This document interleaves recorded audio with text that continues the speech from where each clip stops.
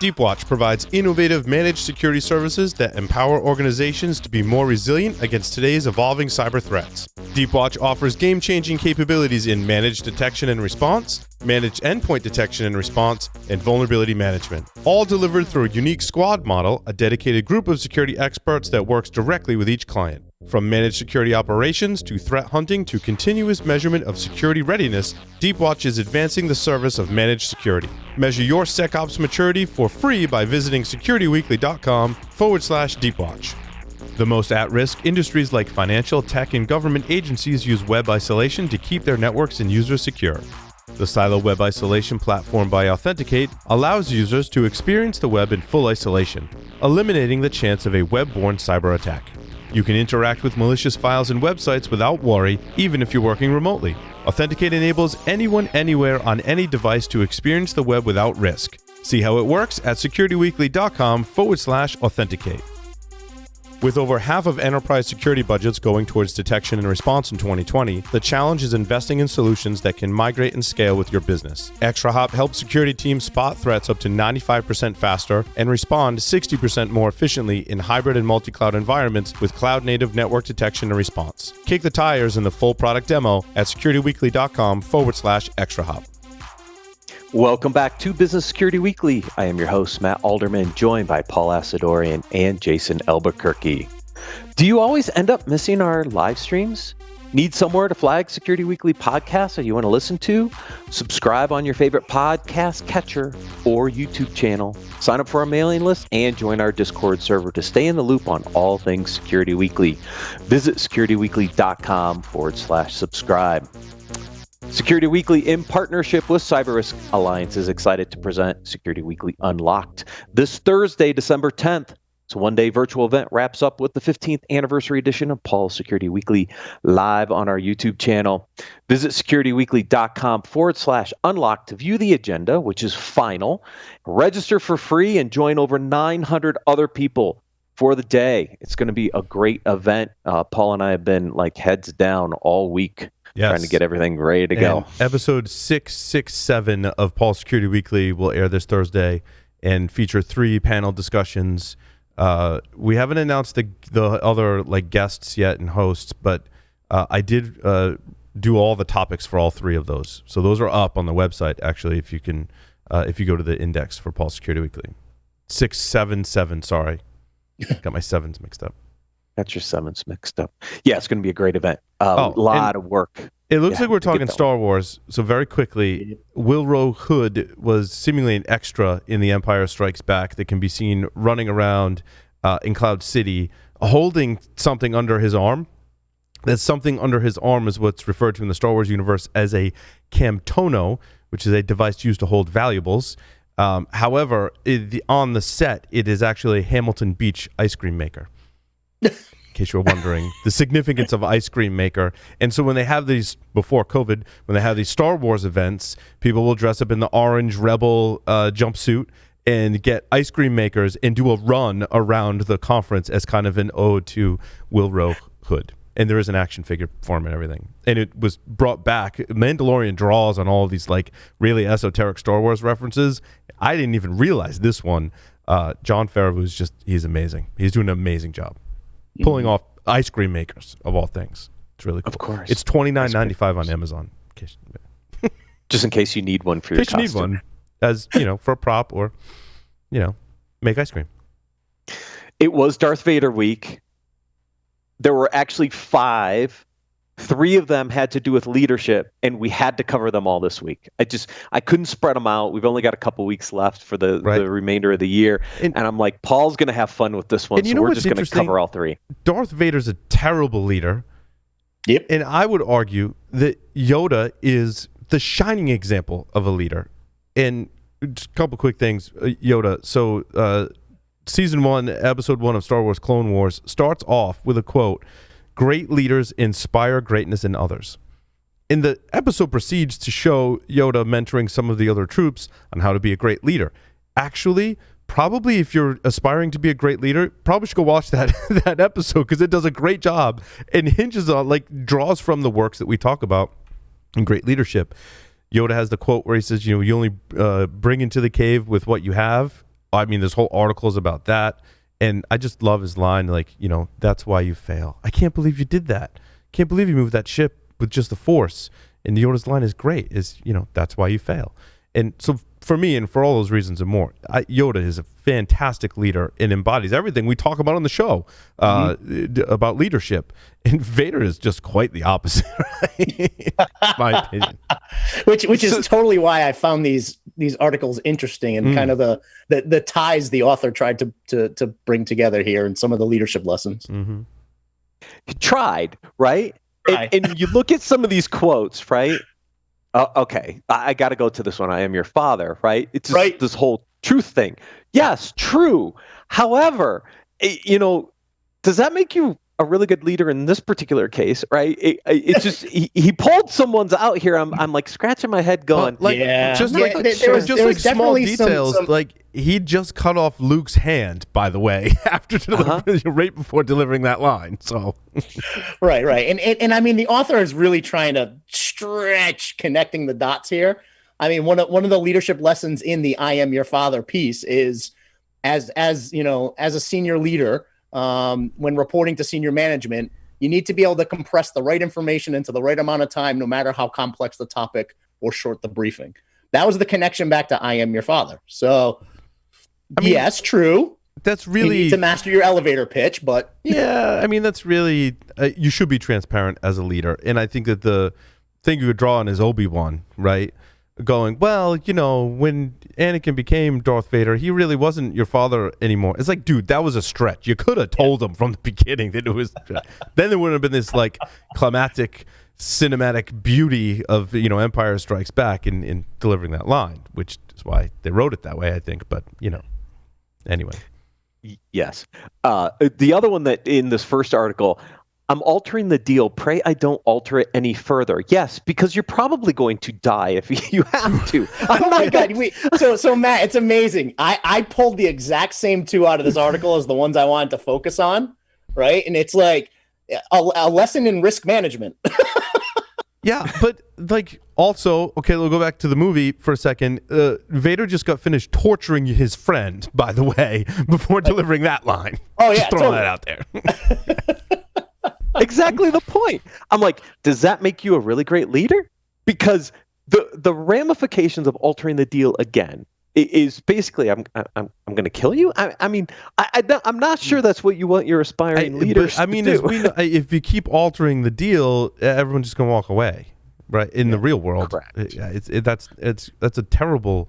Yeah, I mean, at the end of the day, the trust factor is vaporized at that point, right? Yes. I mean, that's what, if you walk in and you plan with your team and you say, here are the rules to the road, here's the rules on how to win the game, and then in the third quarter, you change the rules, you're not going to get much of a trust factor from your team anymore. Nope. Yeah. Nope, not at all. That same theme comes into the third article around the apology accepted, where he actually does kill him by accepting his apology for failure. Again, a stretch a little bit on the leadership side. I'm just saying. Well, sometimes Vader uses the Force to choke people, and other times he physically picks people up to choke them. Chokes right? them. I mean, that's effective use of choking in a leadership example.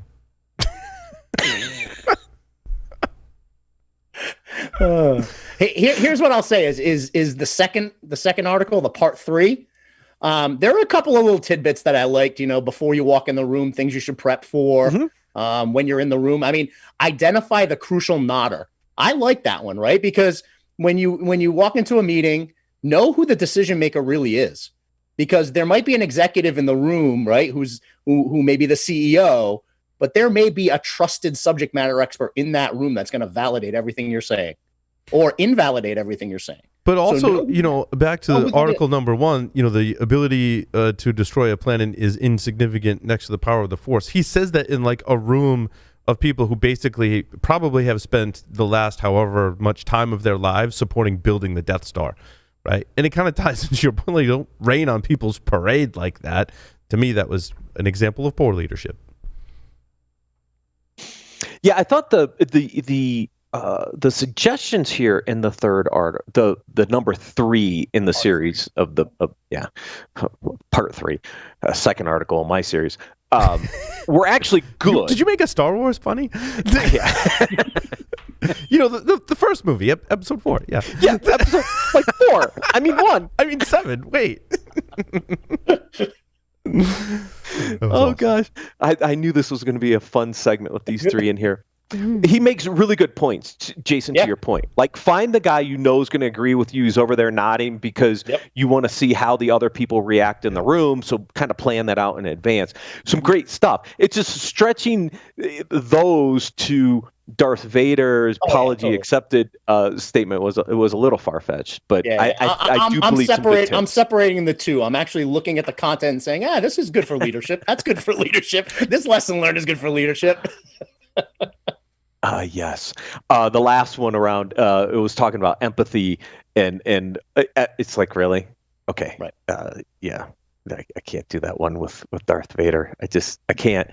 You might come up with an example, Paul, somewhere, but it's definitely not Darth Vader. There are some. There's the whole, articles and stuff around how the Empire was really like the good guy in all of Star Wars. I never really bought into that theory. I suppose if you drew on some of that for inspiration, you could probably shore up some of your arguments here, but it looks like they didn't do that.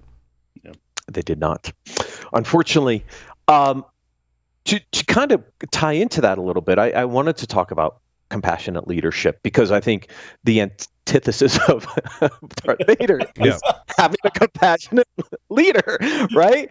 And it says yes, but we're not going far enough. And so this article gets into some of the challenges, but also some hints and tips on how to be a better compassionate leader. So I thought this was a really good article to kind of show the other side of the 3 stories we just covered. Right.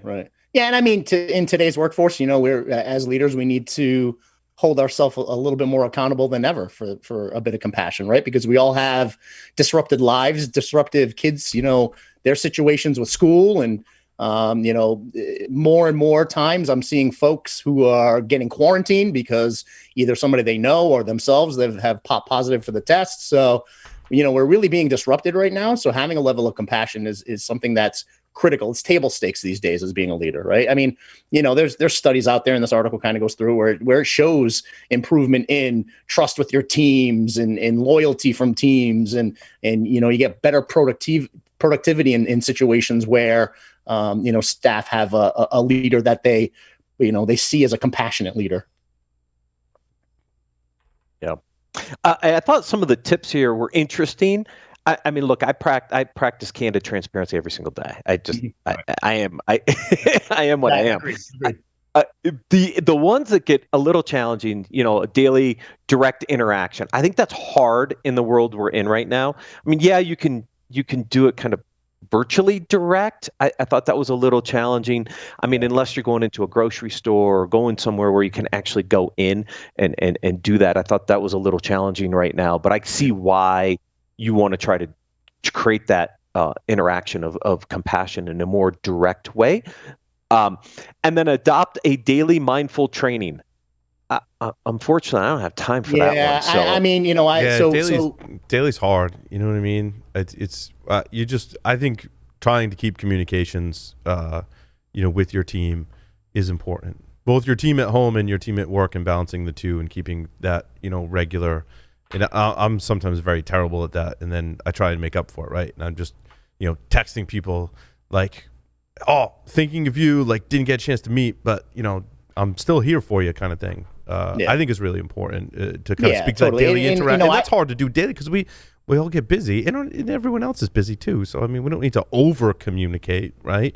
But there needs to be agreed upon times where we do have communication, and I think some regular cadence of reaching out to people, checking in. Yeah, I mean, I took those two, right? The daily direct interaction.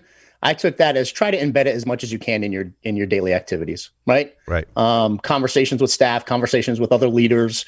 Just try to embed it into your daily operations in the way you present yourself. I tell you tip. Sorry, Jason, but one tip I really like is how you feeling about that?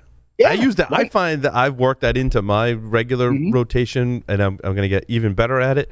But I love that. I love that. Yeah. I think it gives you a much better gauge of what's happening, because if you're not feeling good about it, that's a perfect example of just embedding it into your daily. Yeah. Like if you're not feeling good about it, what can I do to make this better? Right. So we're all feeling good about it. 100%. And then adopt a daily mindfulness training. You want to know what? I'll simplify that a little bit. Make sure you're taking care of yourself. Yes. Whatever makes you happy, allows you to decompress, allows you to, relieve some stress. Just make sure you're taking care of yourself. A really big glass of scotch. Yeah, I was going to say, it usually starts with vodka, cigar, that's whiskey. My deal, right? Yeah. But also, exercise is important, and we're starting to get into more of a habit of exercising as a family. And I actually ordered some of the weights and stuff. Dave Kennedy's really inspiring me, because he's all about working out lately. That's like all of his posts and stuff. And I'm like, dude, I know I've got the dad bod, and like you're making me want to really get back into it. Sometimes you draw inspiration from different things, whether it be Star Wars or some of your friends you follow on social media. So yeah, we're doing better, and of course we're all trapped in the house. So, right, what better way to break up the time from TV and other activities? Be like, hey, let's all. Now the 5 of us working out in the basement is hilarious, and I could probably have my own TV show just on that. Reality TV show right there. Right? But it's fun. Yeah, but you should have an outlet, and exercise is important to work into your regimen, right? Yeah. Yes. I just need the weather to get a little warmer so we can actually get back on our walks, because my mindfulness training and taking care of myself starts at about 4:00 when Lauren goes, is it time yet? I'm like, yeah, it's about time. And the cocktail shaker comes out. Nice. Yeah, but that doesn't do anything for the COVID-10, 15, whatever you want to call it, at this point. So yeah, you got to balance that with some of the exercise stuff, I think, to keep that balance, which I haven't done lately. So that's, oh well. Yeah. This next article, 3 steps to run better and more effective meetings. Again, I think some good tips here. I mean, especially in virtual meetings, preparation is a big part of this. What do you want as the outcome? How do you prepare to have that? So when you actually have the meeting, you're very efficient, right? Yeah. I think sometimes we put meetings on the calendar for the sake of putting meetings on the calendar without an agenda, without a real understanding of outcomes. Paul, you and I, we kind of experienced this a little bit last week when we were talking about one of the internal projects. We were kind of like, oh yeah, this was a reboot meeting. We kind of like to reorganize ourselves so that the next ones are efficient, right?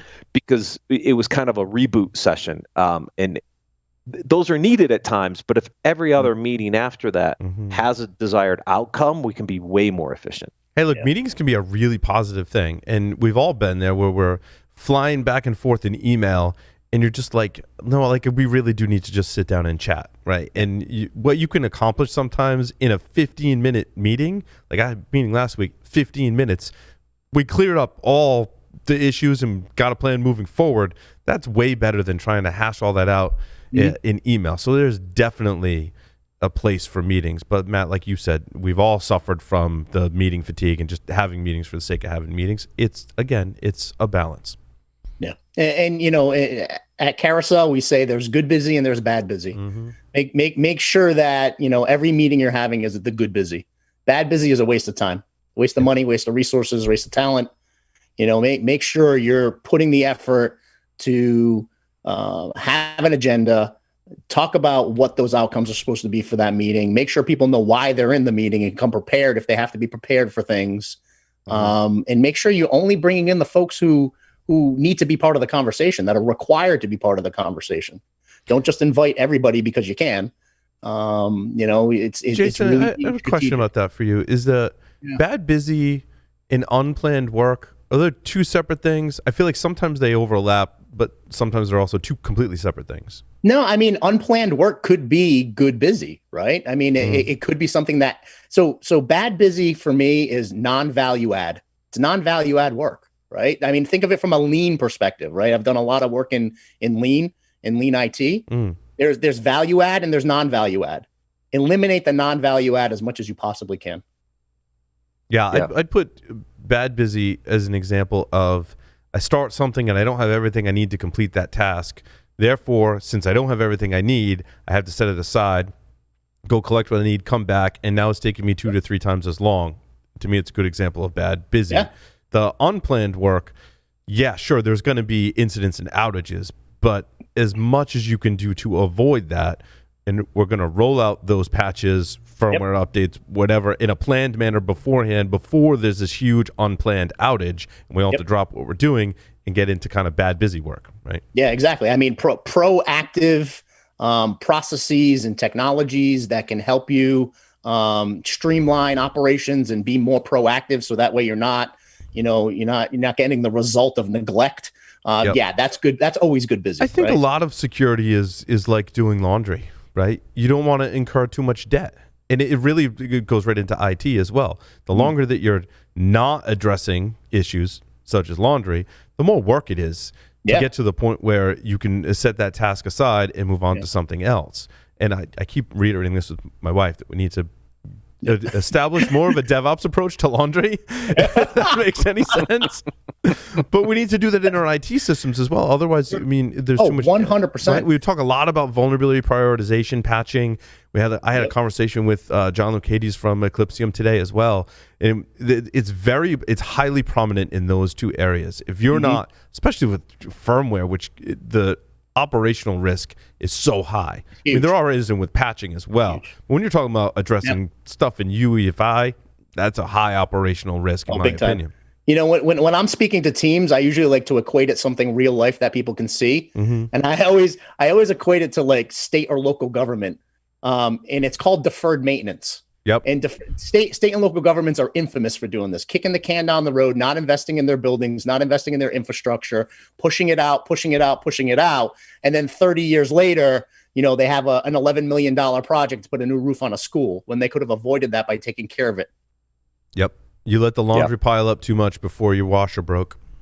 Yep. Because you didn't do the maintenance on the washer. That's it. So don't have the deferred maintenance mindset. Don't do that. Mm-hmm. If laundry is a DevOps indicator in my house, we've got at least a daily release cycle, because Lauren does not let that stuff sit around. That's good. Yeah, it's the right approach.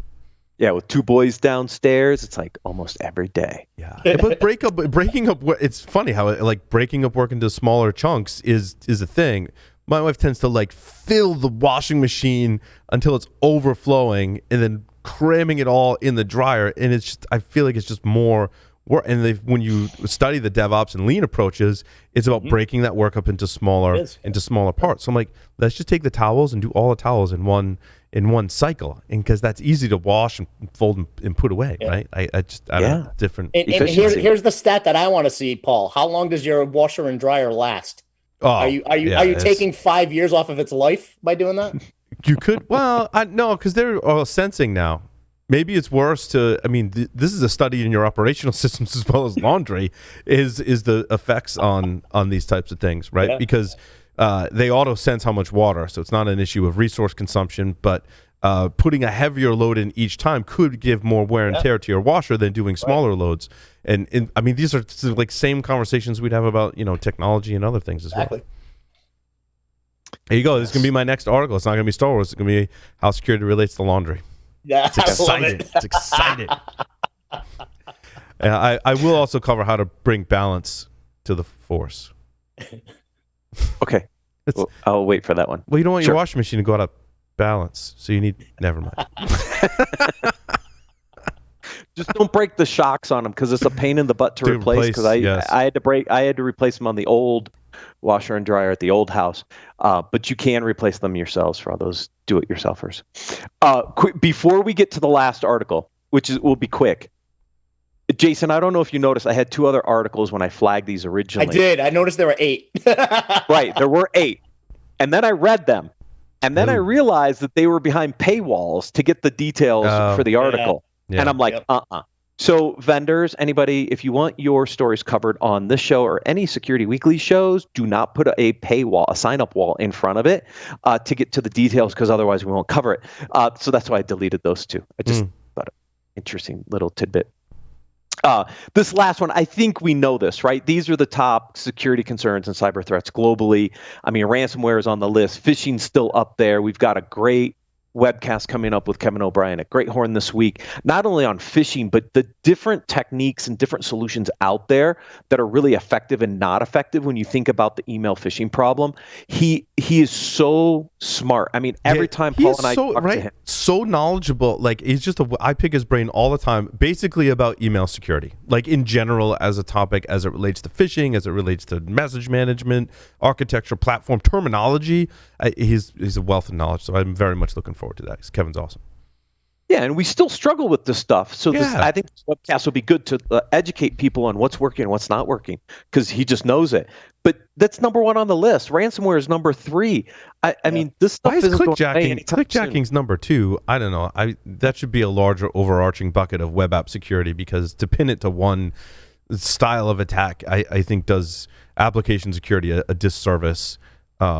And while there are effective clickjacking attacks out there, it's not as ubiquitous. I mean, I don't know. I don't think it's as ubiquitous as some of the other attacks. I think you got to tackle web app security in that whole bucket, not just clickjacking.